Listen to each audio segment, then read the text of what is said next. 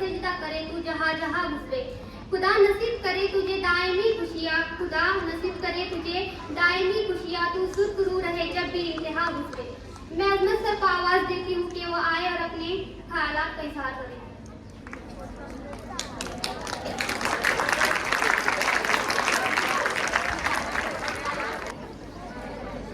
अस्सलाम वालेकुम। आज के इस अलविदाई तकरीब के सदर साहब जनाब हाजी बिलाल साहब, आज के इस प्रोग्राम के special guest Deshmukh madam, headmaster Pathan sir, Shaikh sir, साथी असातिज़ा, आए हुए पेरेंट्स, साबिक तुलबा और अजीज तुलबा और तालिबात, आज की ये तकरीब 10वीं जमात के तुलबा और तालिबात की अलविदाई तकरीब के नाम से रखी गई है। साथ ही साथ इनामात और एजाज़ात, मैं जो कुछ बोल रहा हूँ आप लोगों के लिए बोल रहा हूँ, इसलिए इस तरफ तवज्जो देंगे, खास तौर से प्राइमरी के तुलबा और तालिबात। इसमें एजाजी तकरीब रखी गई है आप लोगों के लिए, इनामात वगैरह का यहाँ पर नज़्म किया गया है। साल, ये तो पूरा साल गुजरा है कोरोना पीरियड के बाद का, जो 2 साल का अर्सा गुजरा था कोरोना पीरियड में, वो तमाम लोगों के लिए चैलेंज था। बिजनेसमैन जो थे उनके लिए चैलेंज था, हुकूमत के लिए चैलेंज था, एजुकेशन डिपार्टमेंट के लिए चैलेंज था, असातिज़ा के लिए चैलेंज था, तुलबा और तालिबात के लिए भी चैलेंज था। उसके जो असरात हुए कोविड के, उससे निकलने की हमने बहुत कोशिश की, कुछ हद तक कामयाबी मिली, कहीं पर कुछ कमी बेची भी रही। आज मैं जिन नुकात पर बात करना चाहूँगा, तुलबा को सबसे बुरी चीज़ जो महसूस होती है वो है नसीहत, एडवाइस। ये जो बड़े लोग होते हैं, उस्ताद होते हैं, हमेशा नसीहत करते रहते हैं, एडवाइस देते रहते हैं, लेकिन उसके पीछे जो मकसद होता है वो बहुत अहम होता है। देखिए, एक मुसलमान होने के नाते हमारी जो कौम है उसको जब हजरत मोहम्मद सल्लल्लाहु अलैहि वसल्लम को जब नबूवत अता की गई, कुरान पाक जब नाज़िल किया गया, तो उसकी जो बुनियादी तालीम थी वो उसने सुलूक थी। बड़ों का एहतराम और छोटों से इज्जत से पेश आना, यह कुरान करीम की बुनियादी तालीम है। कुरान करीम में सूरह कहफ में 19वीं आयत जो है, उसमें एक लफ्ज आया अव्वल यतलल, उसका मतलब होता है कि नरमी से पेश आओ, अपने से बड़ों से भी, अपने से छोटों से। आज मैं आपको एक खास तौर से 10वीं की तुलबा और तालिबात जो है उनको एक आखिरी नसीहत, एक आखिरी सबक देना चाहता हूँ, इस उम्मीद के साथ कि वो अपनी आने वाली जिंदगी में उसे अपनाएंगे। 2 वाकयात मैं आप लोगों के सामने पेश कर अपनी बात को खत्म करूंगा। पहला जो वाकया है वो एक जाती तजुर्बे की बुनियाद पर है।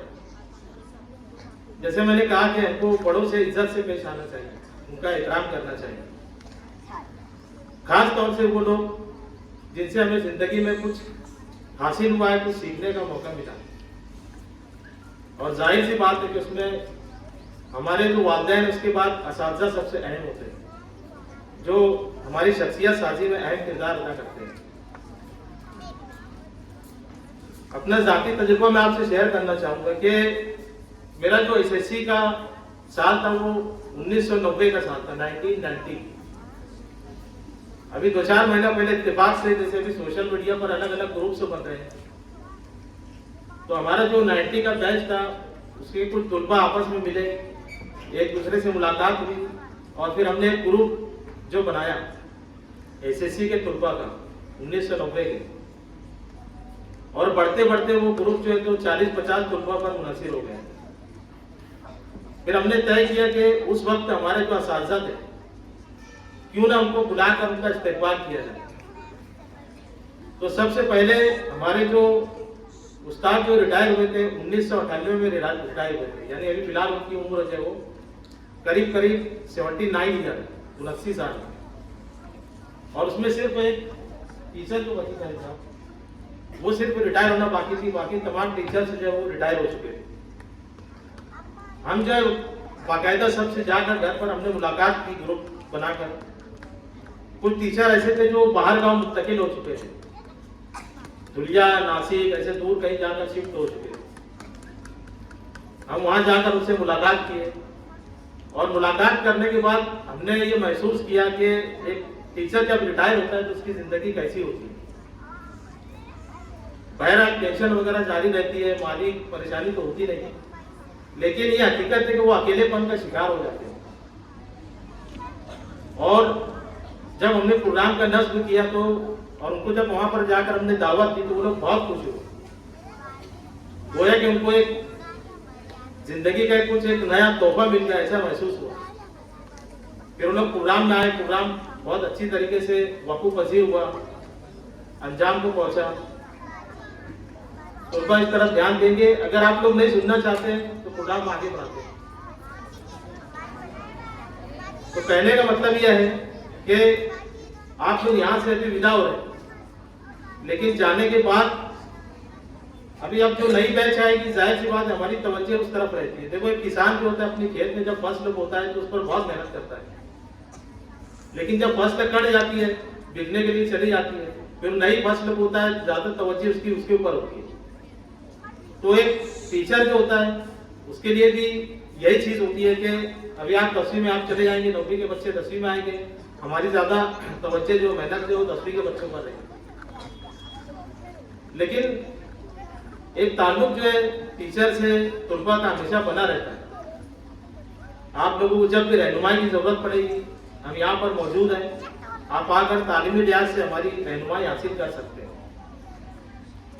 दूसरी चीज मैंने आपको ये बताया कि हमको छोटों का एहतराम करना चाहिए, क्योंकि हम जो देते हैं वही हमको वापस मिलता है।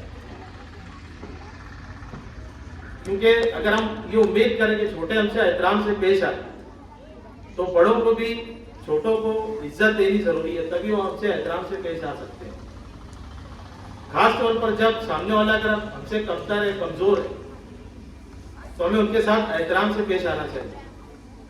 हम अपने बड़ों की इज्जत तो करते हैं, या जो हमसे दर्जे में बड़े होते हैं वहां से मजबूरी हमको उनकी इज्जत करना पड़ती है, लेकिन असल चीज जब हम हमारे से कमजोरों की इज्जत करें।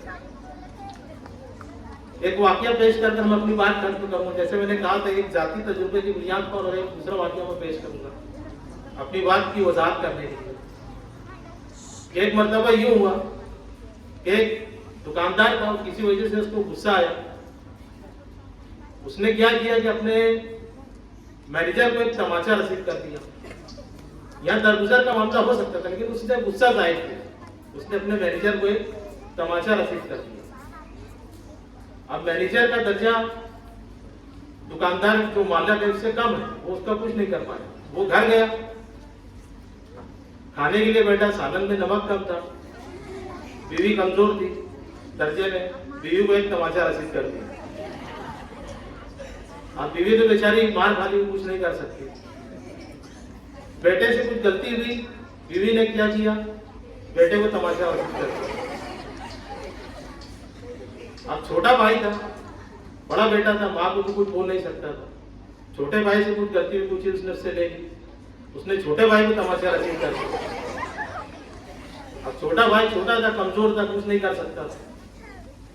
गुस्से में टेंशन में बाहर निकल गया। बाहर निकला, देखा एक कुत्ता बेचारा छाव में, धूप का वक्त था, बैठा आराम कर रहा। बिला तो एक पत्थर उठाया, जोर से उसको मारा।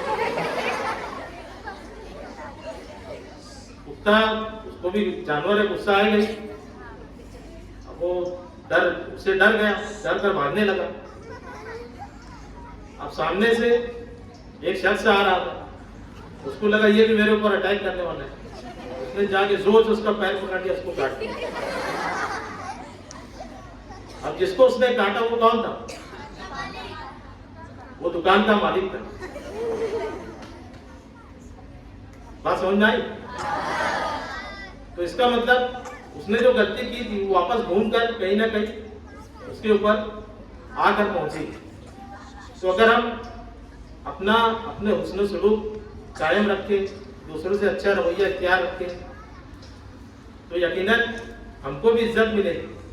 और जहाँ कहीं हम अपने रवैये में तब्दीली लाएंगे, हमारे अंदर घमंड गुरूर पैदा होगा, तो हमें भी उन्हीं हालात का सामना करना पड़ेगा, हमें भी इज्जत नहीं मिलेगी। तो ये कुछ बातें थी आपके गोशे गुआर करने की, और तालीमी लिहाज से तो हमारी बातें होती रहती है। आप यहाँ पर आकर असातिज़ा की तारीफ कर रहे हैं, सारी बातें अपनी बयान कर रहे हैं, लेकिन सबसे अहम चीज़ ये है कि आप लोग 10वीं का इम्तिहान भी अच्छी तरीके से दें, अच्छा नतीजा हासिल करें, और जैसे यहाँ पर ट्रॉफीज रखी हुई है उस इनामात के आपके हकदार बने, ऐसी हम उम्मीद करते हैं। इतना कहकर मैं अपनी बात खत्म करता हूँ।